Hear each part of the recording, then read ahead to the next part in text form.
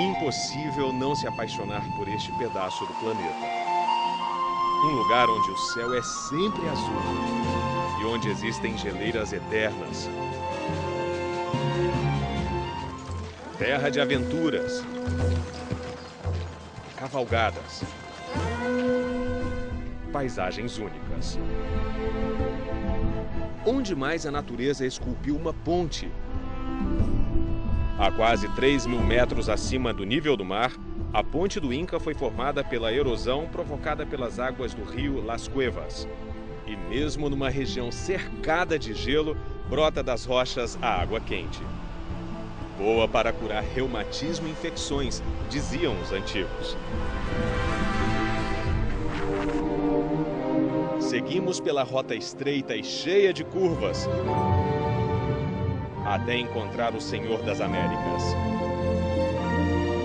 o Monte Aconcagua, na língua quechua, Sentinela de Pedra. É a montanha mais alta do nosso continente, com quase 7.000 metros de altura. Mesmo no fim da primavera, ele se mostra imponente, nevado. E não é que mesmo diante de tanta beleza, conseguimos roubar um pouquinho da atenção? Aqui a temperatura cai drasticamente e o vento gelado nos lembra onde estamos. Bem no coração da Cordilheira dos Andes, uma cadeia gigantesca de montanhas que vai da Venezuela até o extremo sul do Chile. Aqui, há 450 anos, foi fundada uma das cidades mais antigas da Argentina, Mendoza. Hoje a quarta maior do país e que atrai turistas de quase todo mundo que vêm em busca de diversão, prazer e conhecimento. A região de Mendoza só não é considerada oficialmente um deserto porque tem água subterrânea, agora a 60 metros de profundidade. Chuva mesmo só 3 vezes por ano e chuvinha rápida, viu? O segredo da vida está muito bem guardado aqui nessa represa. A única fonte de água que abastece Mendoza. Mais que isso, um tesouro que permitiu a construção de um grande oásis. O reservatório de Potrerilhos guarda a água do degelo. Aqui tem petróleo. Mas foi o milagre de transformar água em vinho que fez a fama de Mendoza. Aqui estão plantados 70% dos vinhedos da Argentina. Sem irrigação, isso seria impossível. Um sistema já utilizado pelo povo Arpe no século XV, que construiu extensos canais para as plantações de milho. Os conquistadores espanhóis trouxeram a uva. 500 anos depois, a irrigação por canais foi mantida e aperfeiçoada. Nós contamos com a ajuda de sensores de umidade do solo para usar a água de forma racional. Edgardo é engenheiro agrônomo e gerente de produção de uma das mais importantes vinícolas de Mendoza. Aqui são produzidos 20 milhões de litros de vinho por ano, exportados para 45 países, inclusive para o Brasil. Percorremos com ele parte dos 850 hectares de plantação. A maioria de uvas Malbec de origem francesa, mas que se adaptaram muito bem à região. Tão bem que o vinho Malbec hoje faz parte da identidade argentina. Ainda é época de floração, não há frutas no pé. Cuidar de um vinhedo não é fácil, é um trabalho delicado. É quase como cuidar de uma criança, que precisa crescer, se desenvolver e, claro, ser saudável. Aqui em Mendoza, por exemplo, de vez em quando os produtores enfrentam chuva de granizo. Por isso eles instalaram essas telas aqui em cima da plantação. E mais, esta lata de ferro é um fogareiro, que é aceso toda vez que a temperatura chega a 0 grau. É que o frio intenso pode queimar as flores, as uvas e fazer o produtor perder tudo que plantou. Tudo é feito com muito cuidado. Cultivamos pessoas para que as pessoas cultivem plantas. É tudo manual. As podas de inverno, do verão, a colheita. Aqui a todo momento a gente descobre uma coisa interessante, que é que ovelha tem a ver com uva e vinho. tudo. O pessoal me explicou que como essa plantação é orgânica, não se pode usar agrotóxico para matar as ervas daninhas, esses matinhos aqui. Aí quem faz o trabalho? As danadinhas, que saem comendo tudo que encontram pela frente. Aliás, esse é o problema. Se não ficar de olho, elas comem também as folhas das videiras. Aí é prejuízo na certa, né?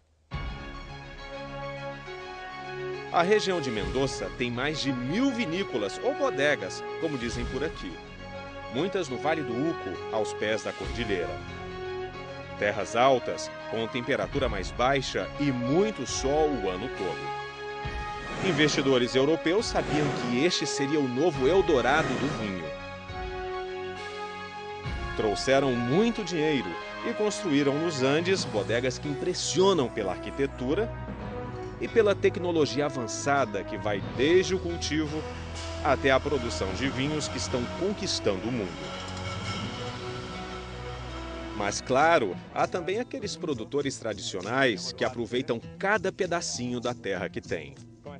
Mi nombre es Ángel Antonio Mendoza. Como le acredito? Enólogo, produtor, como prefieres? Enamorado de la viña. Este senhor de pouca altura e muito bom humor conquistou a gente logo na chegada.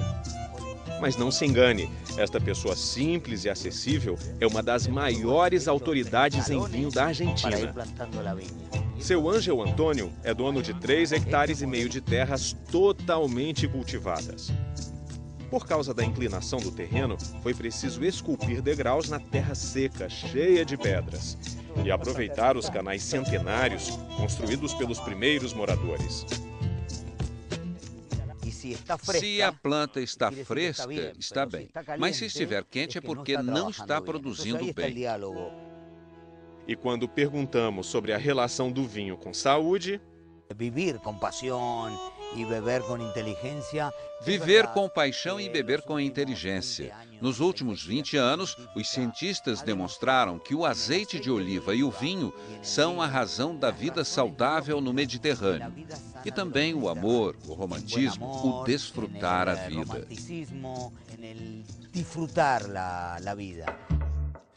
Ele tem razão, mas além da alegria de viver, a associação entre vinho e comida é um outro fator que chama a atenção dos cientistas desde a década de 90. É o que eles batizaram de paradoxo francês, uma espécie de contradição.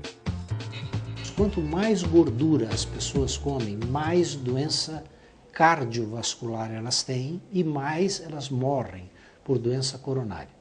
Agora, na França se observou que, apesar de uma ingestão grande de gordura, a doença coronária era menos prevalente e matava menos. E, fazendo estudos estatísticos, atribuiu-se isso ao consumo de vinho. Porque na França o consumo de vinho é uma coisa tradicional. As gorduras se combinam muito bem com as substâncias que estão presentes no vinho. Frederico Benjamin é formado em Relações Internacionais e está em Mendoza estudando, se especializando no mercado do vinho. Para ele, uma área de trabalho promissora, tanto na Argentina quanto no Brasil. É maravilhoso assim, estar aqui em Mendoza podendo aprender sobre isso. Como a família Albrecht. Pai, mãe, filhos, genro e nora. Todos animados, degustando aqui e ali, numa adega e outra. O vinho é alimento da alma e não só do corpo, né? Então, o vinho, assim, ele engrandece os paladares, ele engrandece o espírito. Vamos aprovar? Agora lo provamos, ¿sí?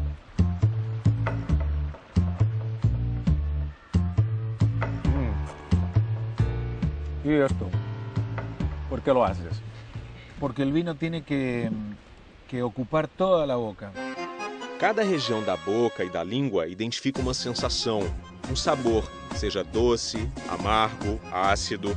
Assim deciframos os segredos do vinho. Se você vai ao restaurante, não tem problema, mas com certa delicadeza. Claro, com certa delicadeza. Um bom vinho deve estar sempre acompanhado de um bom prato. Mas como combiná-los? É o que os especialistas chamam de harmonização. Uma autêntica parrilhada argentina vai muito bem com o Malbec de Mendoza. Uma explosão de sabores, impossível de ser explicada em palavras. Saúde, Brasil. Saúde, Brasil.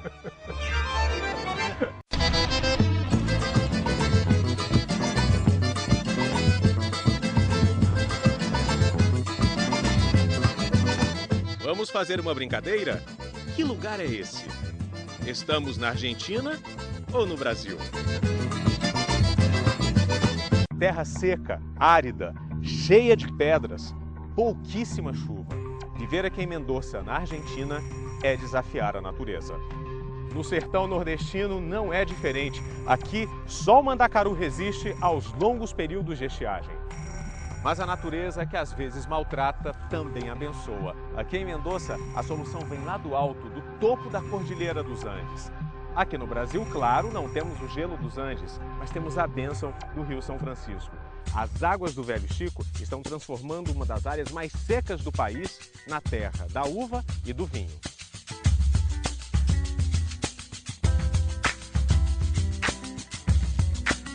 E quem melhor do que um homem da terra para dar a dimensão da importância desse rio? Ela é a mãe de leite, a sobrevivência de todo mundo aqui nessa região. Já pensou nós sem um rio? Sem essa artéria principal nossa? E foi essa artéria cheia de vida que atraiu João Antônio, representante de uma importante vinícola portuguesa. Ele já tinha pesquisado terras no mundo todo para expandir a produção. Isso foi há 7 anos e não se arrependeu. O lugar melhor do mundo para se cultivar seria o deserto. Porque não tem pragas e não tem doenças. Mas precisamos de água. Nós aqui, graças a Deus, temos um deserto com água. O calor no semiárido nordestino é sempre forte, de no mínimo 30 graus. Nem o Velho Chico ameniza. E é aí que Mendoza tem muito a ensinar ao Brasil. Tudo isso que a gente está vendo agora um dia já foi pedra e areia. A cidade de Mendoza foi inteirinha plantada. São 2 árvores para cada habitante. Só aqui no Parque São Martim são 50 mil árvores, espécies de todo mundo. E ai de quem tentar cortar ou podar uma delas. A pena é de 3 meses de cadeia ou uma multa bem pesada. E olha o cuidado que os mendocinos têm com as árvores que já estão velhas e ameaçam tombar. Todas são escoradas. E como sobrevivem numa região tão seca? Elas recebem água por canais que cortam a cidade inteira. A paraibana Fernanda veio para cá no intercâmbio entre a Universidade Federal de Pernambuco e uma universidade argentina. Ela está fazendo doutorado em recursos hídricos e ficou impressionada com o que viu em Mendoza. Não tem outra fonte de abastecimento, apenas o degelo dos Andes. O reservatório de Potrerilhos está 6 metros abaixo do nível normal, porque praticamente não nevou no último inverno. Influência direta do fenômeno La Niña, que esfria as águas do Oceano Pacífico. Aí chove menos e neva menos também. Resultado, pouca água. O rio Mendoza, que nasce do degelo no Monte Aconcagua, mais parece um córrego em alguns trechos. O governo já decretou situação de emergência e está pedindo a colaboração dos moradores para poupar água. Nada de lavar ruas, quintais e carros. Sempre há quem feche os olhos e não leve o pedido a sério, né? Mas não fique com a impressão de que a água é jogada fora. Pelo contrário, mesmo com tanto chafariz e tantas fontes que deixam a cidade com ar mais úmido, mais agradável. Tem uma rotatividade na água. Nenhuma gota dessa água se perde. Em 1861, Mendoza foi devastada por um grande terremoto. Ainda restam algumas ruínas dessa época e pequenos registros no museu da cidade. Na reconstrução, os engenheiros aproveitaram a inclinação natural do terreno para construir canais por todas as ruas, por todos os campos. As comportas são abertas de 9 em 9 dias e a água corre sem gasto de energia elétrica. Então a água passa o dia inteiro, vai infiltrando na parte da extremidade.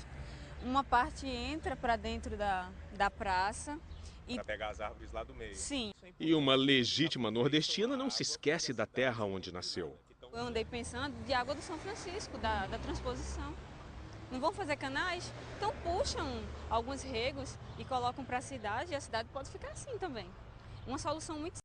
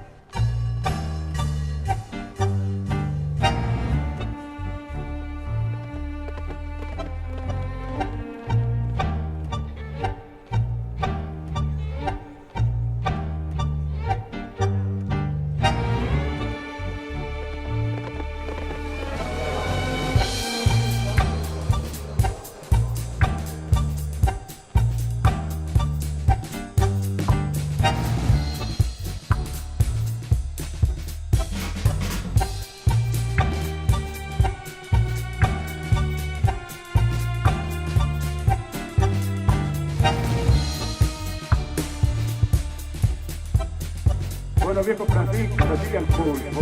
El lunático volvió a retirar las cuestiones de invierno, que se haga ya un lugar maldito. Y la barra es completamente agradecida. Así la barra.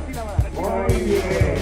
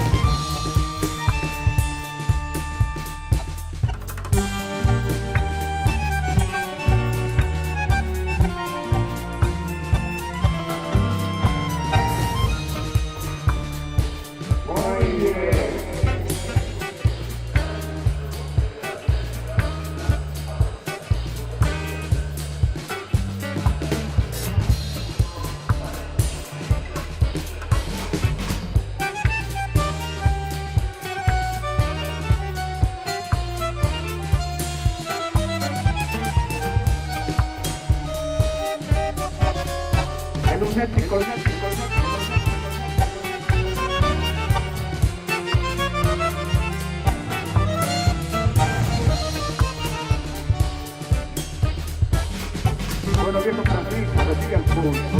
El lunático volvió a retirar las cuestiones de invierno, que se haga ya un lugar maldito. Y la barra completamente agradecida. Así la barra. Muy bien.